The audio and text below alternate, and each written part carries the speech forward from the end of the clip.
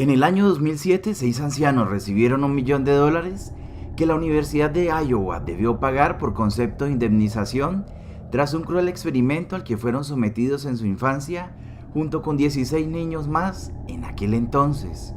La siguiente es la historia de 22 niños huérfanos y el experimento que se realizó con ellos en el año 1939. Era un momento en la historia en el que desgraciadamente los experimentos científicos no tenían en cuenta las secuelas ante pruebas de este tipo y se buscaba conseguir aquello que se proponía, y el principio moral y ético empezaba y terminaba con la consecución de los objetivos. Aquel año 1939, o muy probablemente antes, el profesor de la Universidad de Iowa y reputado psicólogo Wendell Johnson tenía entre manos una idea, un experimento con el que pondría a prueba sus teorías acerca de la posibilidad de mejorar el habla a los tartamudos, de curar la tartamudez.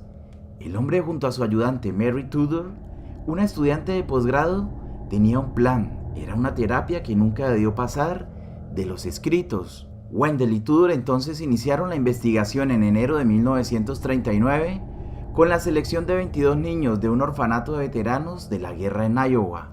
A los chicos de edades comprendidas entre los 5 y los 15 años jamás se les dijo sobre la intención de la investigación. Todos creían que recibían una terapia sobre el habla nada más. La teoría de Wendell partía de sus propias vivencias. Cuando era un pequeño y sin ningún tipo de problema aparente en su habla, recibió la noticia por parte de un profesor de que tenía un más que posible principio de tartamudez. Una noticia sin más veracidad que la creencia y sugestión del profesor, pero que perjudicó a Wendell, quien pasó a preocuparse y desarrollar problemas en su habla. Esta fue la causa de que gran parte de su vida profesional la desarrollara en la tarea de buscar una solución a los problemas del habla. El episodio con aquel profesor fue además el detonante para llevar a cabo el experimento que demostraría que la mayor parte de las anomalías en el habla se deben a problemas psicológicos. El experimento duró alrededor de 4 meses, desde enero hasta principios del mes de abril de 1939. En la selección de los 22 huérfanos, se eligieron a 10 niños sin ningún problema en el habla y 12 que tenían problemas de expresión y tartamudez. Se crearon 2 grupos, uno para los niños que no tenían problemas y otro para aquellos que sí. A partir de aquí comenzarían las sesiones intensivas diarias. Tudor sería la persona encargada de llevar a cabo las terapias de logopedia con los chicos, unas sesiones donde la idea era hablar con ambos grupos sobre temas de los más triviales para que los niños pudieran expresarse bien y se sintieran relajados y cómodos y sin temor a hacerlo mal. En este momento es cuando aparece el experimento de Wendell. Al grupo con problemas de tartamudez se les sugiere cada día todo tipo de connotaciones positivas a su habla.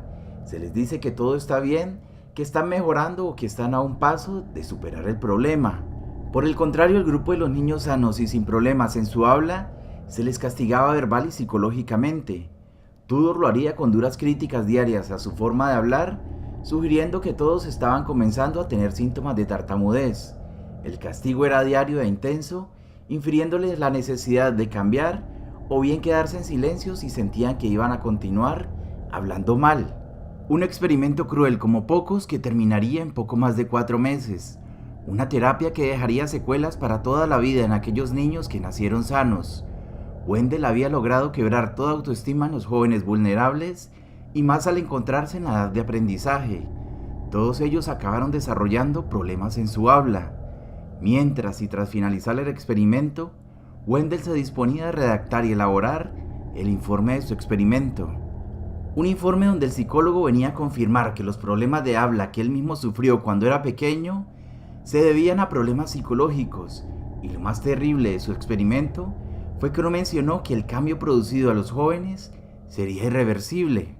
Tras finalizar el escrito con las conclusiones, Wendell lo pasaría a varios colegas y miembros docentes de la universidad antes de hacerlo público.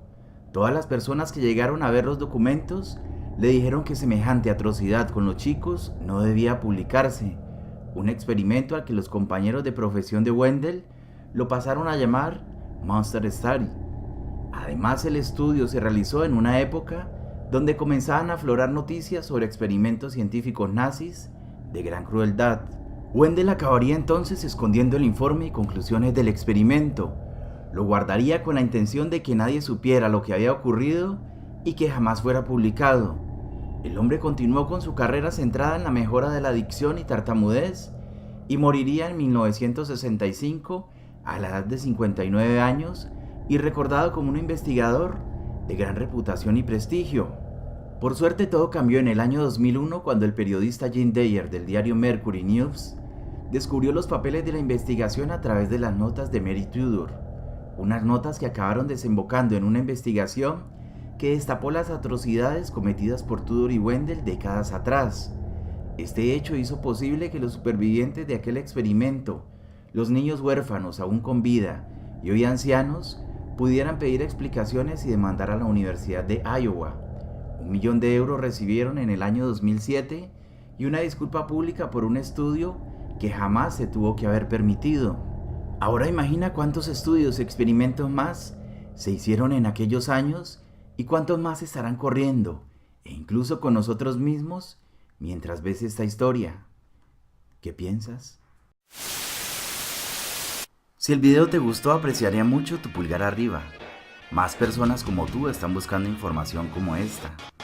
Ahora tú la tienes, otro también la quiere. Por favor, compártela.